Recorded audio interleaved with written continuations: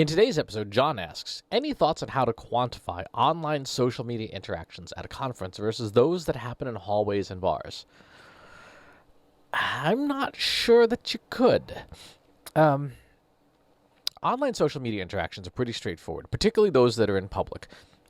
Your average marketing automation system, that if it's any good at all, can pull in social media data from public channels and store that in the marketing automation system or forward it onto the CRM so that you can see who you're interacting with and append that to existing records if you have those social handles. One of the challenges you'll run into is that the social handles of individuals may not necessarily be associated with companies or deals. So you will have to do some cleanup there to be able to see what are the interactions that you're having on social media and how does that relate to what you see in your CRM. The bigger challenge is the hallways and bars, the offline. I mean, there are ways that you could theoretically log all that stuff. You could have a voice recorder, and a microphone, just wear it, and a big shirt that says "I'm recording all the time." Otherwise, you are violating wiretap laws.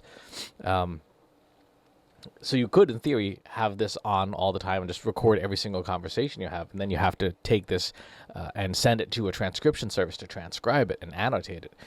But realistically, probably the only way to do that at an event would be for sales professionals to log their interactions, to log their contacts and say, hey, I was at this event and these are the people I met and these are the interactions we had. And here's the things that were discussed. We've all been that person who you get home from the event and you got a big pile of business cards, stacked up on your desk. And if you were really clever, you remembered to actually write something down on the cards that give you some semblance of what it was that you talked to this person about. But for the most part, that's probably going to be the easiest and best ways to log those interactions. Now, here's the challenge. Quantifying them in terms of what the value they provide is. Again, with the online ones, because it's all within the click stream and you can detect that activity and move it into deals and things in your CRM, you can start to estimate some of the interaction value. But even still, your timeline is going to be potentially all over the place depending on what your company sells and how it sells it. For my company, we were doing an analysis. Gosh, when was that? A few months ago, and we were trying to do attribution on particular deal types. Where did this come from? And one of them was a contact that I had made with a person 8 years ago. 8 years ago. But this is Trust Insights is only 3 years old, so this predates. This almost predates my work at my previous company. And it just took that long for that person to be in a position, to move up to a position in their company where they had the authority to do some kind of a deal, and they had a need. They had a clear need for the analytics services that we offered. And so how do you factor that into an ROI model? It's really difficult. It's really, really difficult. At best, though, what you can do is log all the interactions and then look at the data over time and say, okay, what things tend to generate deals? Is it events broadly? Is it hallway conversations? Is it social media? Is it stories in the newspaper? All of those things have the potential to generate business, but you don't know until you look at the data. The interactions people have at conferences, I've seen some very skilled sales professionals have people signing deals and stuff at the bar. I don't know if those are legally binding if the person was not of a clear state of mind while they were doing so, but I have seen people do business in the event itself. Certainly at trade show floors and booths and things like that, you see plenty of that. But comparing the two, would be even more difficult, I think, because they're different kinds of conversations, right? The interactions you have with somebody in public on Twitter or Facebook or LinkedIn or Instagram are going to be different by default from just hanging out at the bar after a day at the conference. You're just going to have very different kinds of conversations, very different kinds of interactions. I've seen some sales professionals behave less than professionally with people at conferences at the bar afterwards. You definitely don't want that in your CRM.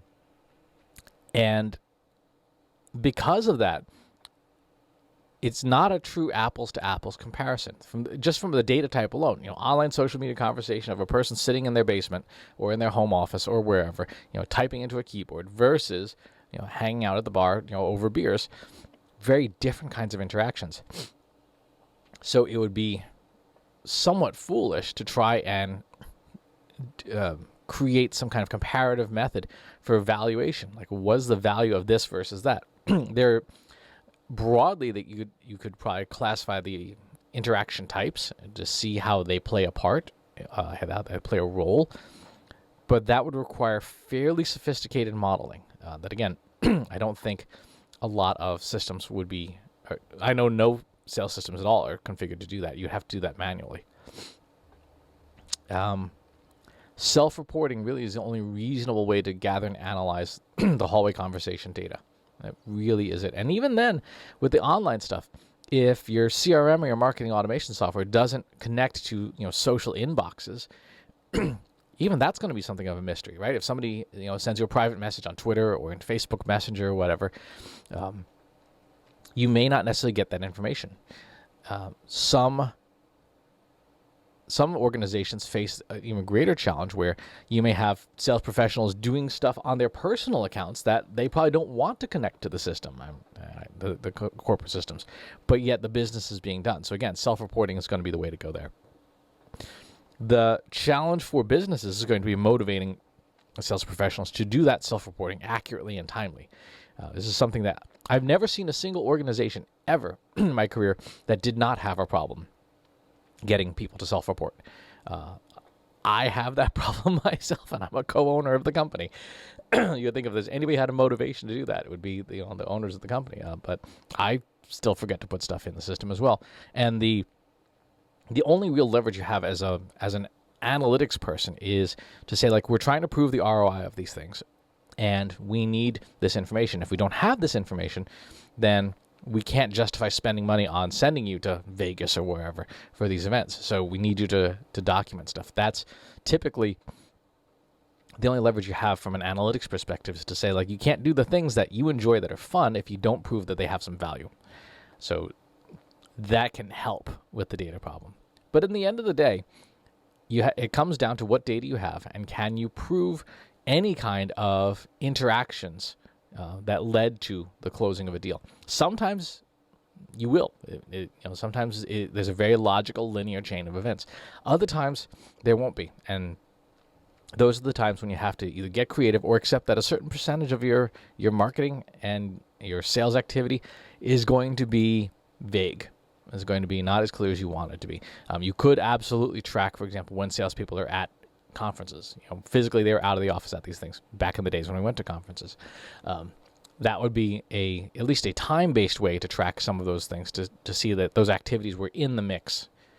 But it's a really good question. It's a tough question to answer. There's no good answers yet, and there probably won't be unless you really like intrusive surveillance. So if you have follow-up questions, leave them in the comments box below. Subscribe to the YouTube channel and the newsletter. I'll talk to you soon. Take care. Want help solving your company's data, analytics, and digital marketing problems? Visit trustinsights.ai today and let us know how we can help you.